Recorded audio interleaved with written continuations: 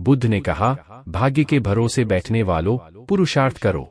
जीवन में भाग्य का महत्व है, लेकिन भाग्य के भरोसे बैठकर अपने अमूल्य समय को बर्बाद मत करो, क्योंकि पुरुषार्थ करने से तो भाग्य की रेखाएं बदल जाती हैं।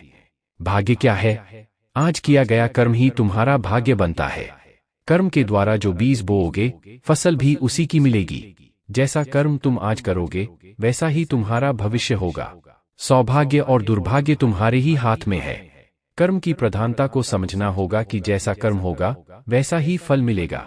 जीवन को सफल बनाने के लिए पाप और पुण्य का बड़ा महत्व है। पूरी सावधानी रखो कि पाप होने न पाए, क्योंकि पाप की सजा जरूर मिलती है। यह जीवन पिछले पापों से छुटकारा पाने के लिए और दूसरे नए पापों से बचने के लिए मिला है, और कोशिश करो हमसे पुण्य कर्म हो। तुम अपने जीवन को धर्म के मार्ग पर चलाओ। तुम्हारे किए हुए पुण्यों से धर्म को शक्ति मिलती है। यह मानव का जीवन बड़े काम का है। इसे सावधानी पूर्वक जीना चाहिए। अगर तुम गलतियां करोगे तो आगे चलकर पशु पक्षियों वाले कपड़े पहनने पड़ेंगे। संसार के नश्वर पदार्थों की इच्छा मत करना, क्योंकि इच्छा का फल बहुत दुख देता है। अच्छे कर्म करो। उन कर्मों को करके अहंकार मत करना। अहंकार के मार्ग में अंधेरा होता है और अंधेरे में ठोकरें लगती हैं। संसार दुःखालय अर्थात दुःखों से भरा हुआ है। संसार से प्रेम मत करना, बल्कि अपने मन से पापों को बाहर निकालो और सदा सावधान रहो कि कोई पाप न होने पाए। मनुष्य का जीवन मिला है तो इसको सावधानी पूर्वक व्यतीत करना। अपने जीवन में आलस्य को आने मत देना, क्योंकि यह जीवन बहुत अनमोल है। पशुओं से पूछो कि मनुष्य जीवन का क्या महत्व है। पशुओं के जीवन में तो लेशमात्र भी सुख नहीं है। वे सोचते हैं कि हम कब मनुष्य बनेंगे, सर्दी में रजाई और गर्मी में पंखा होगा, कब हम परोपकार करके अपना जीवन सफल बनाएंगे। जो मनुष्य हैं, वे अपनी मानवता को संभाल कर रख नहीं पा रहे हैं, बल्कि संसार के सुखों की अंधी दौड़ में दौड़ रहे हैं। वे नहीं जान पा रहे हैं कि हमारी मृत्यु हमारे पीछे पीछे आ रही है। मानव जीवन पाया है, बहुत अच्छी बात है। अच्छे कर्म करो ताकि मन पवित्र हो जाए, क्योंकि पवित्र मन ही आत्मा को पा सकता है। अपने मन को शरीर में ही फंसाकर मत रखो, क्योंकि शरीर आज है, कल रहेगा या नहीं, यह किसी को भी मालूम नहीं है। शरीर आज नहीं तो कल मिटेगा, किंतु आत्मा सदा अमर है। शरीर की आयु कुछ वर्षों की है, परंतु आत्मा अनंत है। वह तीनों कालों में है। आत्मा पहले भी था, अब भी है और बाद में भी रहेगा। वह शाश्वत है, सनातन है, सूक्ष्म से भी सूक्ष्म है। संसार की सारी शक्तियां उसी से सत्ता पाती हैं। तुम मनुष्य बने हो, विचार करो कि तुम कौन हो। जब तक यह समझ में नहीं आएगा कि तुम कौन हो, तब तक तुम भटकते रहोगे। जब तक तुम अपनी भूल में सुधार नहीं करोगे, तब तक तुम शांति को प्राप्त नहीं कर सकते।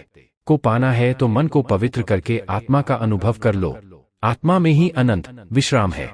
यह शरीर कुछ समय के लिए मिला है, वास्तव में तुम आत्मा हो।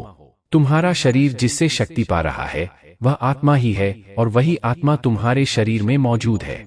आत्मा को जानना, आत्मा को समझना, आत्मा को पाना, आत्मा का अनुभव करना और आत्मा का साक्षात्कार करना, यह सब मनुष्य शरीर के द्वारा ही संभव है।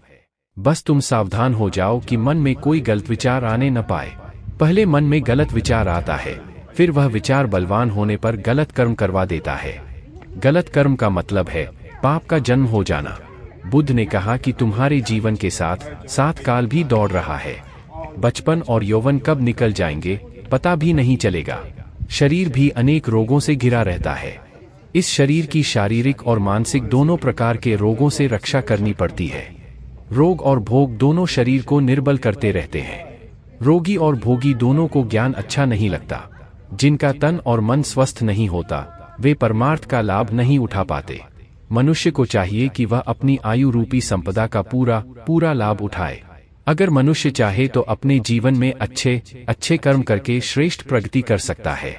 जीवन में संयम को धारण करें, व्यर्थ की कामनाओं का त्याग करें, ज्ञान का दीपक जलाकर कामनाओं का विसर्जन करें। क्रोध को आग समझकर उससे सदा दूर रहना चाहिए। सदा ज्ञान गंगा का संग करो, क्योंकि शुभ विचार ही समस्त समस्याओं का समाधान है। बुद्ध ने कहा कि अपने जीवन से सदा लोभ को दूर रखो, क्योंकि तुम्हारे बूढ़े होने पर भी लोभ बूढ़ा नहीं हो पाता और लोभ सदा भूखा ही रहता है। उसका पेट कभी भी नहीं भर पाता। अगर लोभ की वासना प्रबल है तो वह दूसरे जन्म में भी पीछा नहीं छोड़ती। जिस मनुष्य को लोभ अपने वश में कर लेता है, उसका ज्ञान वह चुरा लेता है। लोभ को शांत करना है तो संतोष की शरण में जाना होगा। मोह के आकर्षण में मत आना, क्योंकि मोह से तुम्हारा मन बंध जाएगा और बंधा हुआ मन तुमको बहुत दुख देगा। मन के दुख का कारण है अज्ञान। मन में अगर अज्ञान है तो दुखों से कभी भी छुटकारा नहीं हो सकेगा। बस एक समय ज्ञान ही है जो तुमको परम शांति और मोक्ष दे सकता है। तुम अपने तन और मन में प्रेम तथा ज्ञान की ज्योति जला लो, फिर तुम्हारे जन्म जन्मांतर का अज्ञान मिट जाएगा। आज तुम मनुष्य जन्म को धारण करके बैठे हो, इसका मतलब यह है कि तुम शांति और मोक्ष के अति निकट हो। अब तुम संसार में रहकर भी संसार के लगाव में फंसना मत। संसार के अज्ञान से दूर रहना, क्योंकि वह तुमको बांध देगा।